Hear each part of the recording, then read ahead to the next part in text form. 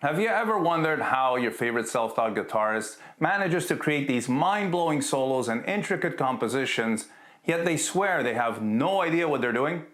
Well, if you have, you're going to be glad that you clicked on this video because I'm going to give you the answer right now. They're lying. Okay, that's not really true. They're not lying in the sense that they're trying to deceive you.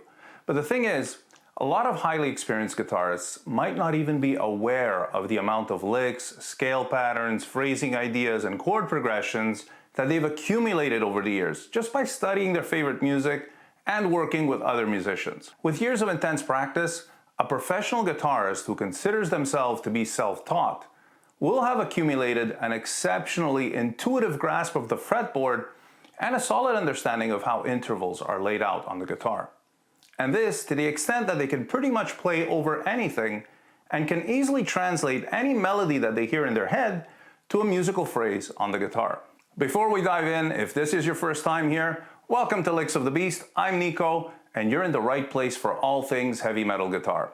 Whether it's gear talk, tutorials, or deep dives into what makes the music we love so powerful. Make sure you hit subscribe so you don't miss any of the awesome content coming your way. One of the things that inspired me to make this video is that whenever I make a video in which I break down a song or a solo, there will be a handful of comments about how there's no need to analyze something that comes from the heart.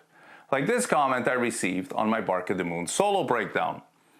I guarantee you he was just thinking in the key of A and using his ear. Or this other one. Doubt he thought about what mode and what scales he was playing. The brilliance of Jake is that he just went with it and didn't think of what note should come next according to theory. There's no notes that come according to theory. And then somebody replies in agreement, exactly. He didn't give a shit about theory or modes or any of that nonsense. He played what he felt, period.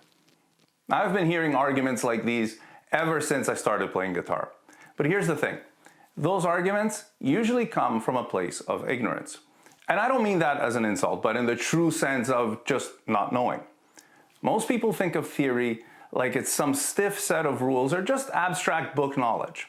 More like a hypothesis, which has nothing to do with music. When someone like me, or like even Rick Beato, breaks down a solo in a video and talks about which scales are used or why this note works well over that chord, we're not trying to explain the process. We're analyzing the result. And fortunately, there are musical terms that make it a lot easier to communicate these ideas. And also, aside from the fact that Jake Lee studied classical piano, so he probably knows more theory than you might think, but a guy like Jake, or Chris Oliva, Stevie Ray Vaughan, or even Slash, just going with it or playing what they feel isn't the same as your average person who practices an hour a day just going with it. The amount of musical ideas, worked out licks, and knowledge of the fretboard, and the musical fluidity that players of that caliber have is a little out of the ordinary, so I wouldn't really use them as a point of comparison.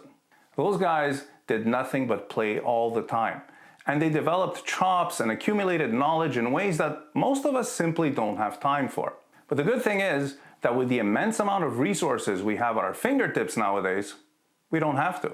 In music, theory refers to the way information relative to the possible tones and pitches and the endless way they can be combined is organized so that it can be more easily studied and applied. So when a guitarist learns by ear, they're taking time to study and take apart their favorite music so that they can learn what sounds good and what doesn't sound quite right. Which notes work together to create different kinds of sounds and moods. Then they learn patterns and how to use outside notes that don't really fit the pattern but sound kind of cool for specific things. They accumulate an arsenal of cool licks, nice sounding chords, and so on. That sounds an awful lot like music theory. So why don't they call it that? There are a lot of different reasons actually, but let's look at just a few of them. One of the most common reasons is simply that they don't have an academic knowledge of music theory and they haven't acquired the vocabulary. So they might not know the exact names of all the intervals or the sequence of every mode, but when you listen to their playing, it's obvious that they have an instinct for creating sounds that capture the mood that they want to convey. For example, if the minor scale feels too dark for the vibe that they're going for, and the major scale would be just too cheerful, well, they could still use the minor scale but tweak just one note. So what I did there is I changed the minor sixth to the major sixth. So just by changing that one note, the melody sounds brighter and more majestic. So this minor scale with a major sixth is called the Dorian mode. Now they might not know that it's called the Dorian mode or even that it's a recognized scale, but they know something more important, and that is how to use it when it's the right tool to get their sound that they're after. Let me give you a little practical example of something that you might recognize. So this is the riff to Iron Maiden's instrumental Lost for Words.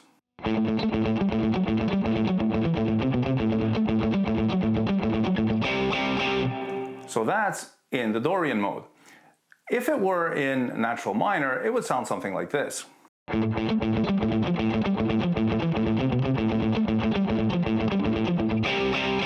Which is a little too dark. If they had done this in major, it would sound like this.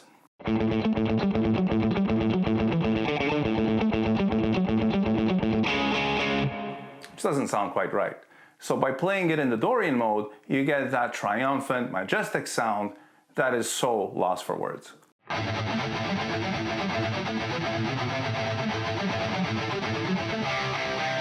Something else I've noticed is that many self-taught guitarists, especially old school players, tend to downplay or understate the theory that they do know. It's almost like they think theory is so complicated that what they've picked up over the years doesn't really count. But the truth is, they all know at least the basic major and minor chords in open position,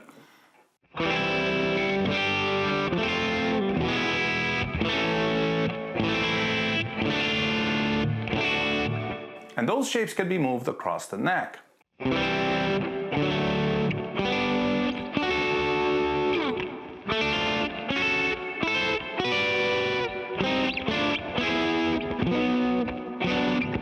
Then you have all these cool sounding tweaks that you find just by experimenting. So for example, if you remove this finger from a 6-string root minor bar chord,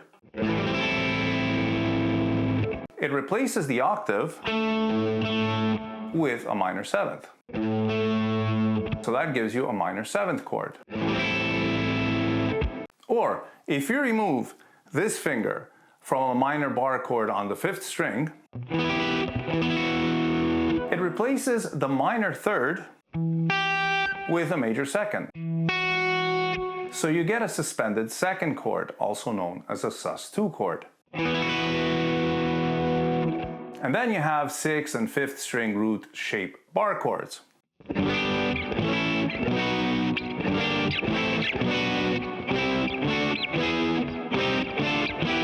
And those you can move all over the neck. The same goes for scales.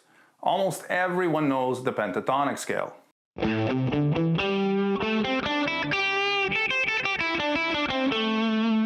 Now by adding just one note, the major 2nd,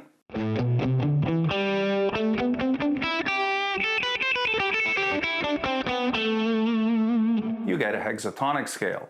Now this might sound like big words, but pentatonic just means 5 tones and hexatonic means 6 tones.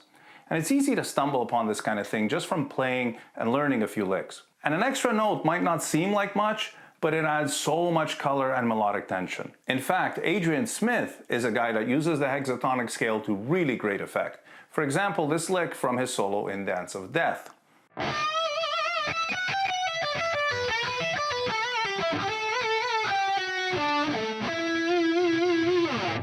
Then we can get into harmony, which could be as basic or as complex as you want it to be. Now it's true that in most rock or metal, harmony tends to be more on the simple side, but in some cases, it can reach higher levels of complexity. And even basic harmony does require a certain amount of working knowledge. Now some of that could be extrapolated from analyzing the way chords work, but also just learning the basic major and minor root third dyad shapes that everyone plays.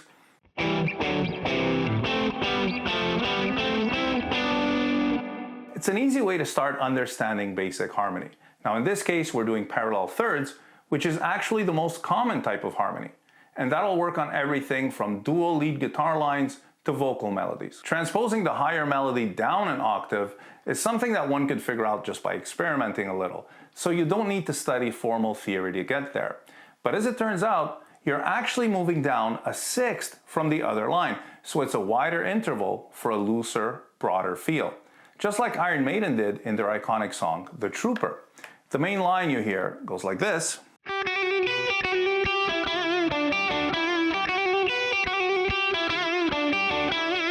So you try harmonizing a third up, and that would sound cool in a solo, but as a riff, it doesn't quite carry enough weight. So you might decide to move that higher line down an octave,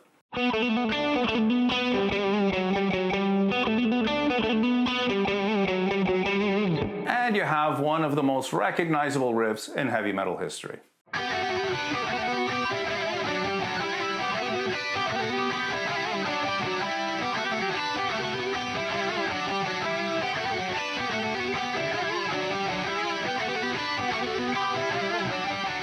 One last reason why self-taught guitarists might downplay their musical knowledge that I want to touch on briefly is that many times the interviews you see or read are conducted by well-respected experts, like Andy Aladort or Wolf Marshall in the 80s, or someone like Rick Beato nowadays. And it's totally understandable that anyone might not want to risk looking out of their depth next to those guys. So sometimes it's easier to just say, I don't know any music theory, I just play by ear, than to fumble a technical term or admit that you're unfamiliar with the proper name for something. It's true that music theory can get pretty complex, especially when you get into chromaticism, modal chord extensions, or advanced composition.